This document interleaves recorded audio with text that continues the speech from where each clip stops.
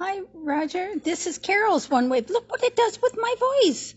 Oh my God, I'm going to whisper now. Now I'm going to get real big. Holy mackerel, that's very interesting. Okay. Anyway, bye.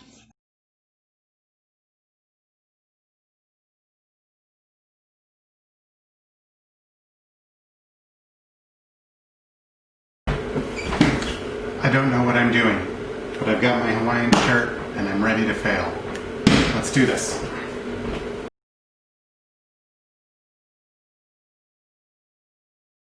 Bear one, right? Yeah. Hey, quiet. No. You better be nice. I'll make you get over here and I'll pet you. I'll pet you. Okay. Is it on? It is. Okay. Get it over here. A little closer? Is it?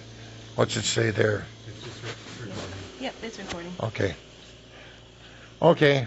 This is a story about a guy from New York and a guy from Hawaii. Both were in the Army.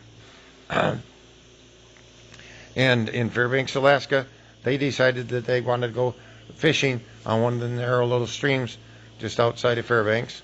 And so they did.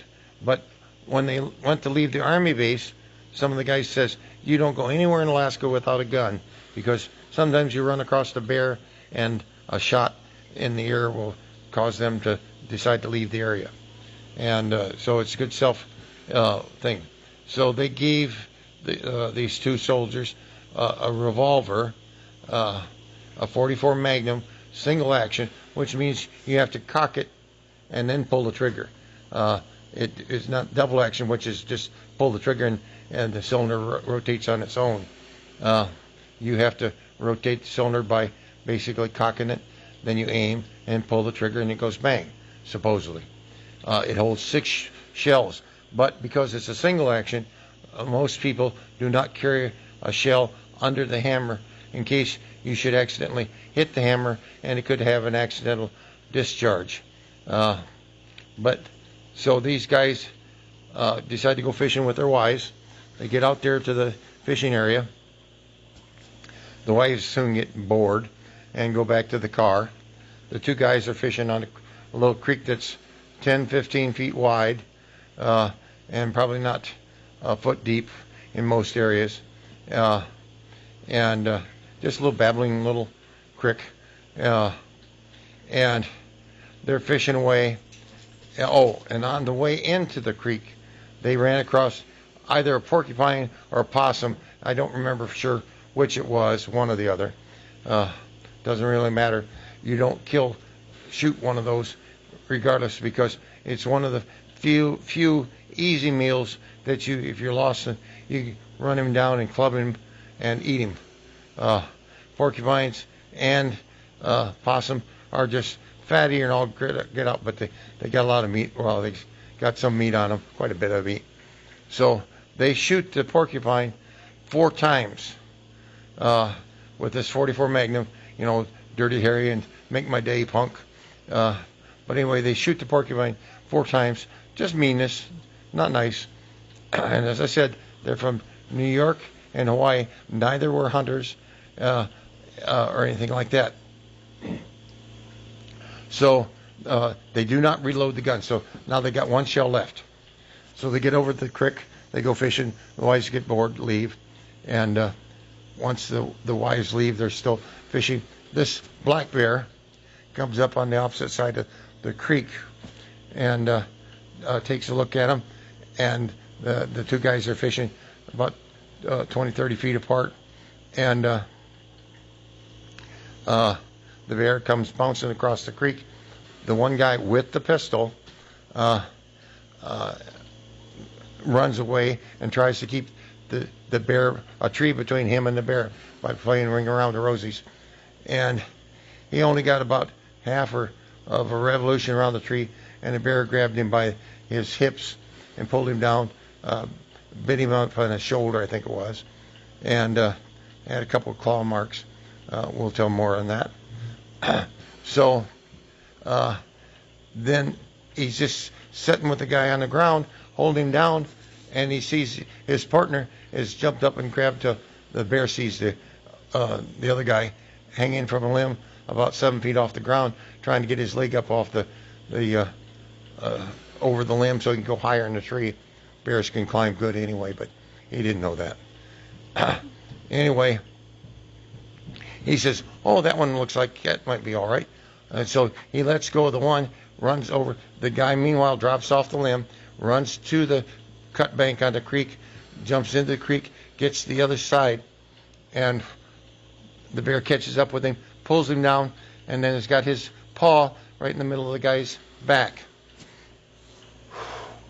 So he's got the bear the paw right in the middle of his back. The other guy, the one with the pistol, with one bullet left in the gun, runs over and says, "Oh, I've got a gun. I'll shoot the bear." He shoots the bear. The bear goes down, doesn't twitch or anything else, and they both jump up. Oh, and the bear fell over to one side. So the guy kicks out 1 or 2 shells out of the gun and puts 1 or 2 in. He has no idea how many he put in there. But the bear's still laying there, and he says, "Just to be safe, I'll shoot him again."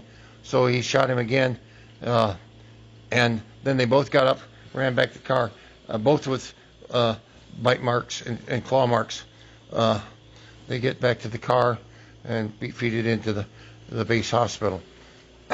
Now, what then happens is one of the things I did as a Fish and Wildlife officer was to interview bear mauling victims. And one of the first questions I always ask them, "Did it hurt?" And they said, "No, I thought I was going to die."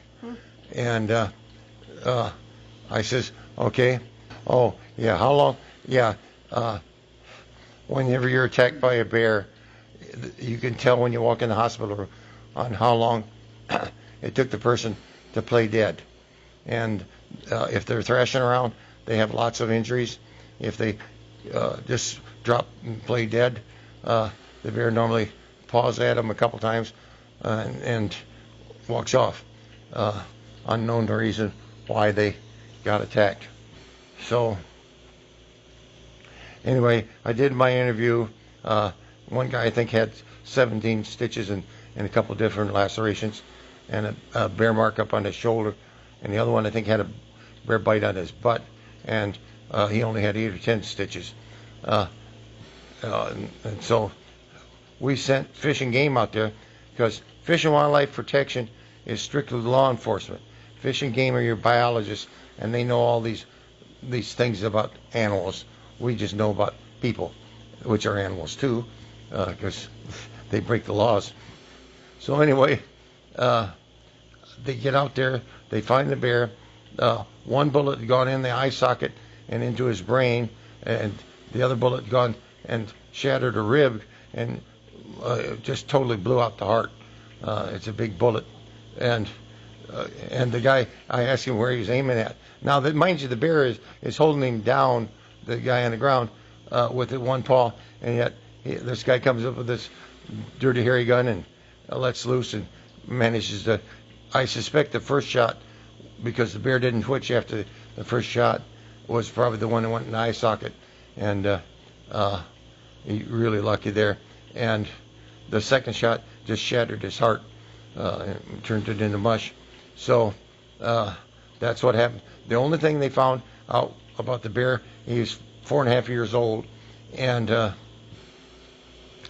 he had a scar on one of his paws, I think, a front paw, where his foot had got caught in a metal snare, and it chewed it up pretty bad. Him trying to get it out, and he must have got it out somehow. But anyway, that scar it's all healed up and everything. And the biologist said, "We think the bear just wanted to play with you, or play with the guys." And so that's what they think about the bear. So the guys have a wonderful story. Like I said, New York and Hawaii, non-hunters, and they get. And then the one's got a "I killed a bear" story to tell about. And we normally get in Alaska maybe a couple maulings a year, and maybe every third or fourth year we'll have a fetal mauling. Don't know what happened, whether those guys tried to play dead too, or they just weren't lucky.